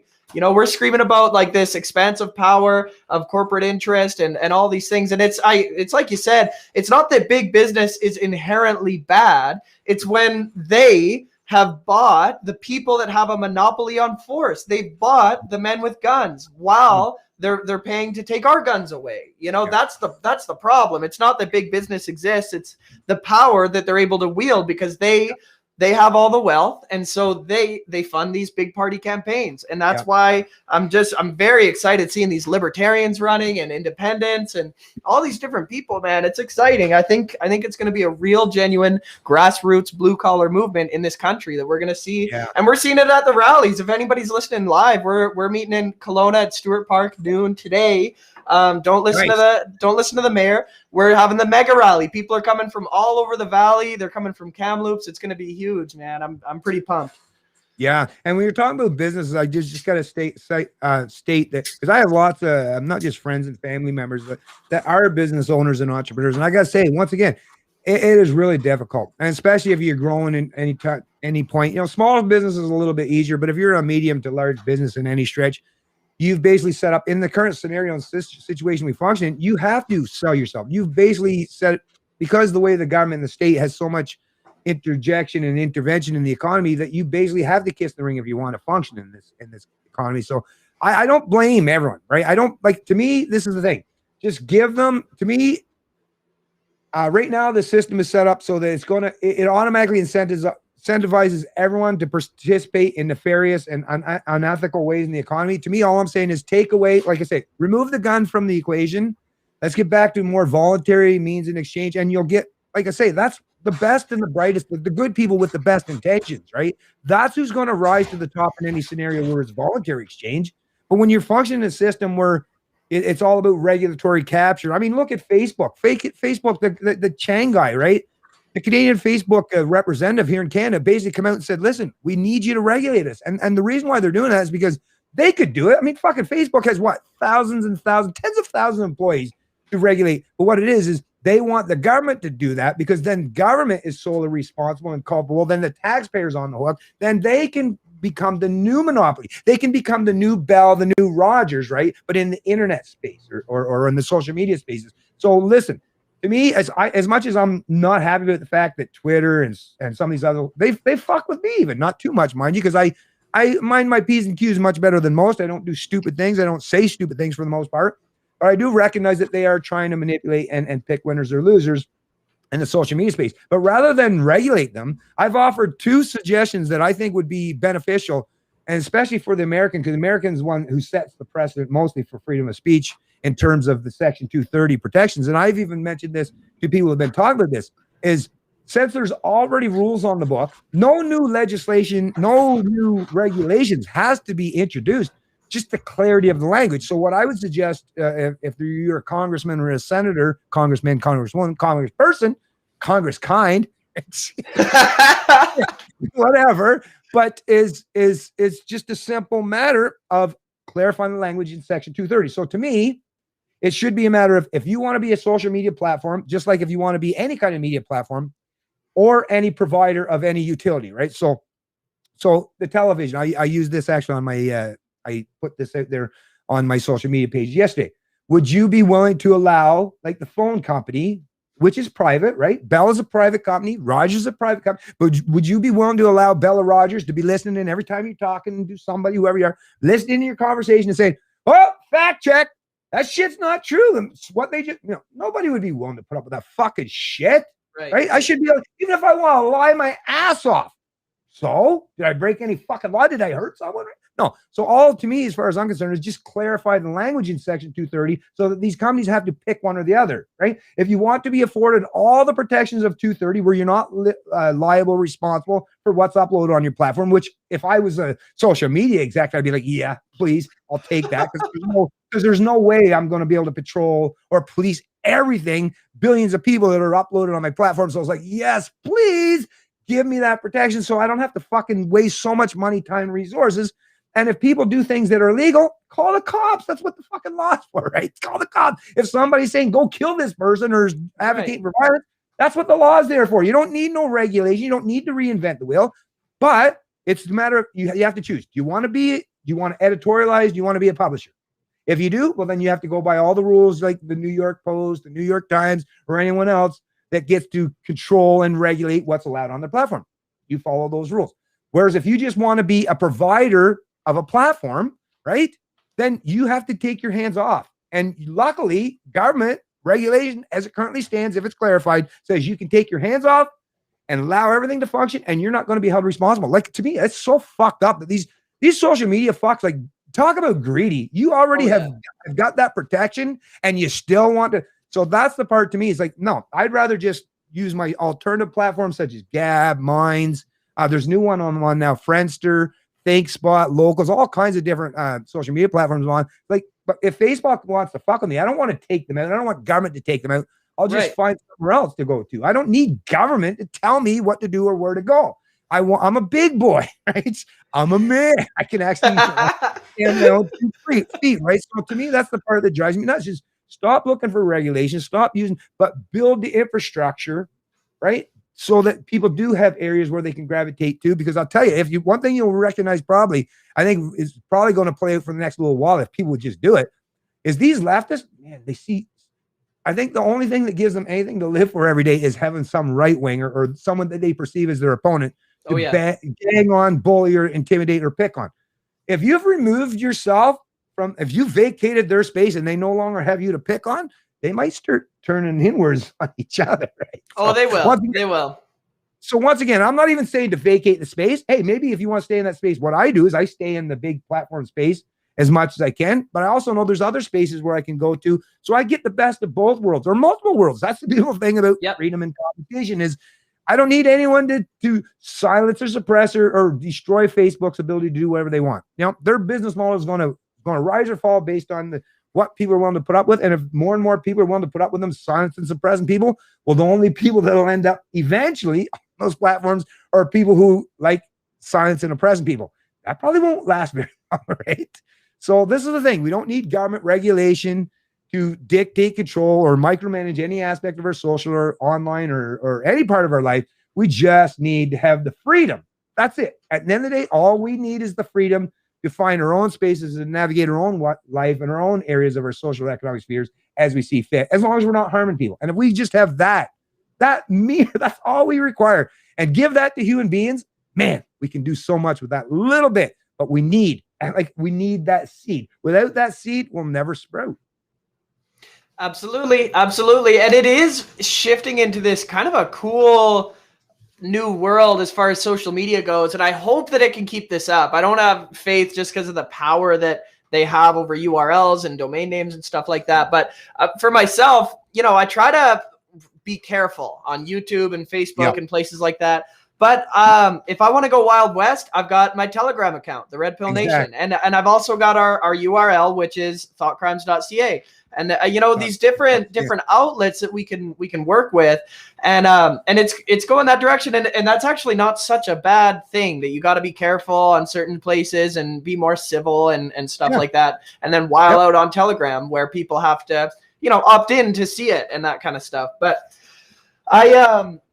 I was having a conversation with somebody the other day, and they said they thought this was a checkmate. They're like, "Oh, Red Pill, I got you. You're going down." They say, "Do you think it should be legal to spread misinformation?" And they cross their arms. They go, "I got you." And I was like, yes, of course, because I remember when mandatory COVID camps was dangerous misinformation, and I remember when saying Saudi Arabia did 9/11 was dangerous misinformation, and no weapons of mass destruction was dangerous misinformation. I remember all these things, and so yes, it should, because some things are going to get out there that aren't true, but other things will get out there that are true, and it's up to us to decide what is true and what's not. And again, I'm just so blown away that you have to walk people through this. I thought everybody knew. Just for clarity, because it almost sounded like you were kind of agreeing that it should be illegal, but you meant it should be legal, right? Right. Yeah. Sorry. I'm trying to say it should be legal. I was like, wait a minute, this is completely up. So I just heard you the wrong way. Because of course. And to me, once again, it gets back to a simple thing as treat people like fucking adults, right? Like, come on. Whether it's truthful or false, I mean, how in the hell I would feel really weird even for my adult sons that I care a lot to go around every time they learn it. Let me fact check that for you. It's like, fuck, like I say, what this tells you, literally what this tells you is the people who are part and parcel of the ruling class, they are the parents that didn't fucking teach their kids to ever learn to think critically. They raised their children to only listen to do as I say, right?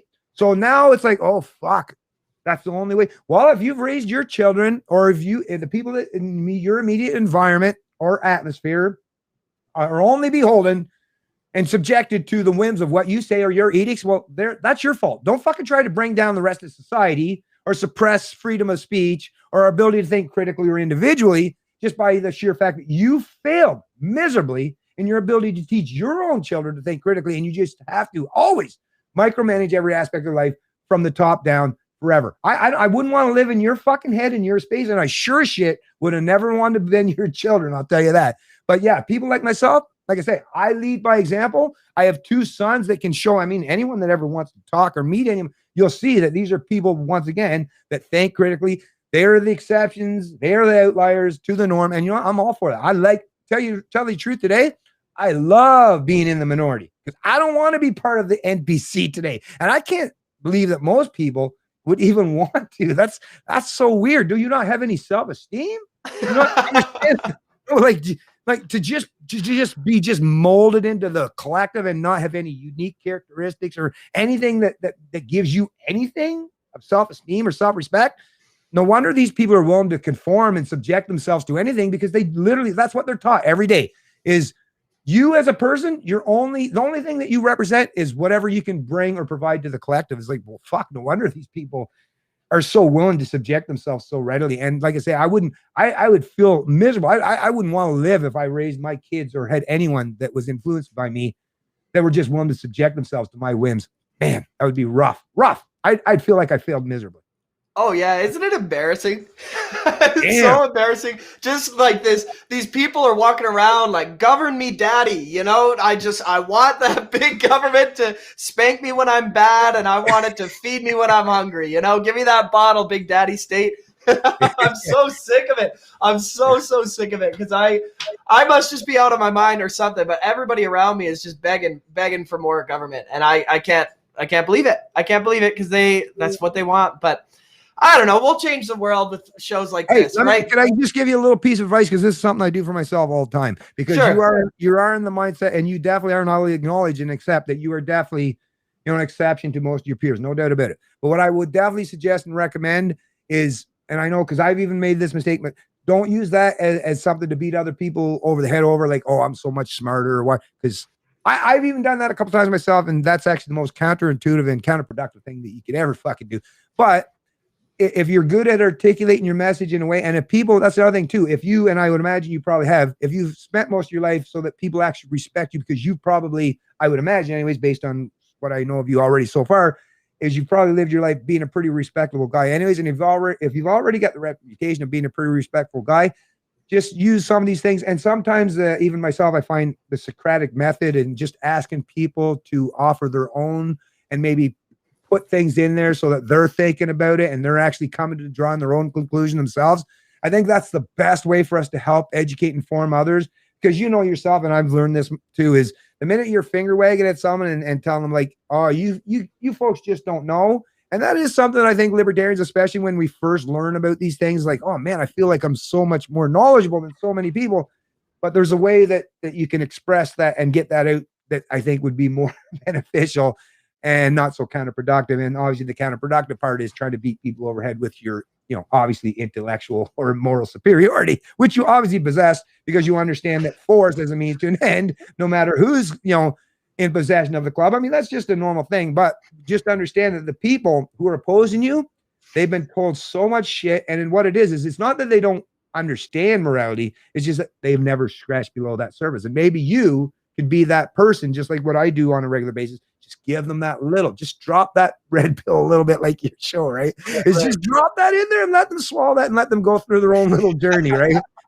Go on your own journey, because I'm telling you, if that's the other thing too, is everyone does have to kind of go on their own journey, because that's how they feel. And when they come out of that journey and they've traveled down that road themselves, and other people have helped them voluntarily, but they've done that journey themselves.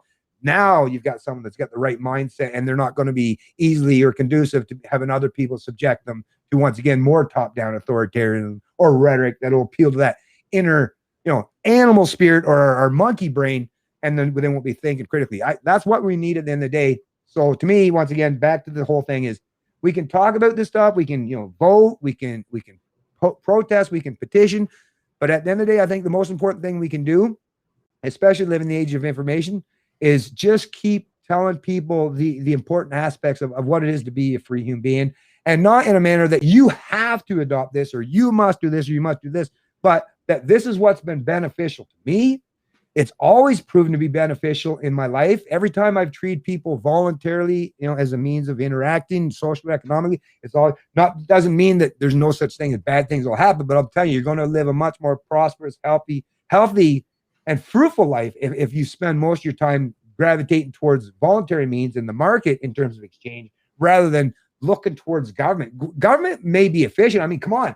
Obviously, when people say, "Oh, look at it, government," well, yeah. I mean, the Nazis in Germany, they were quite efficient at exterminating Jews. Efficiency is not the measure, right? It can never be the measure. It has to be what is conducive with allowing people to live free, as long as they're not forcing themselves on other people. That's really at the end of the day. And if as many people that we can get on board with that, that's really, I think, the best hope we have, and developing the infrastructure, right? So through the cultural. So for you, let's say you weren't much into the monetary or economics.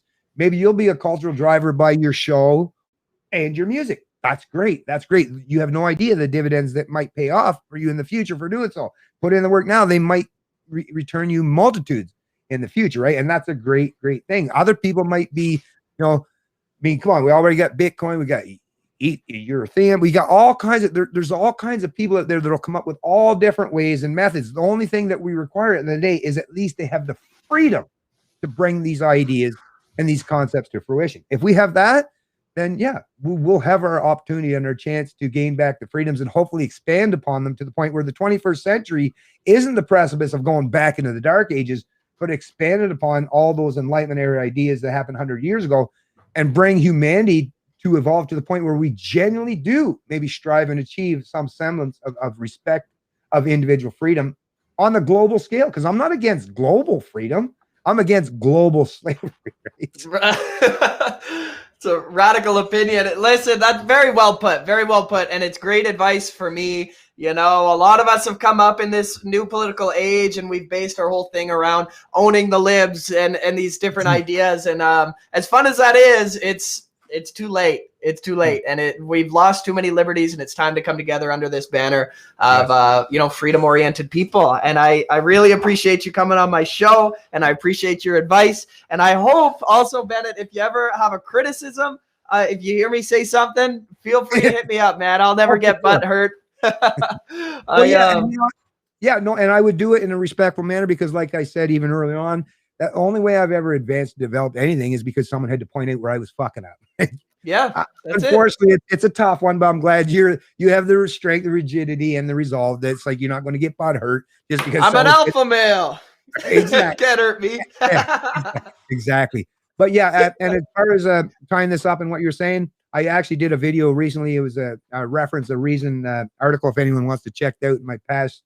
It wasn't a live stream. I think it was a standalone video, but Reason contributed to the Reason magazine is a libertarian publication of the U.S. up with an article, and I agree. What we need today is a live and let live coalition.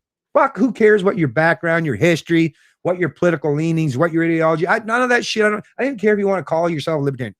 Are you willing to live and let live? Are you willing to accept the fact that I shouldn't use force and violence and theft against you? I mean, that's all we really, and I think, like I say, I think if we set it up in that way, in that manner, and help expand on these ideas, that people, will pivot away from their ideology and realize that actually, it's not just good for him. Actually, it's the only way I'm going to have my freedom too. The only way I'm ever going to achieve or attain my freedom is I have to be willing to afford and gain that or give that to my opponents, even people that I don't like.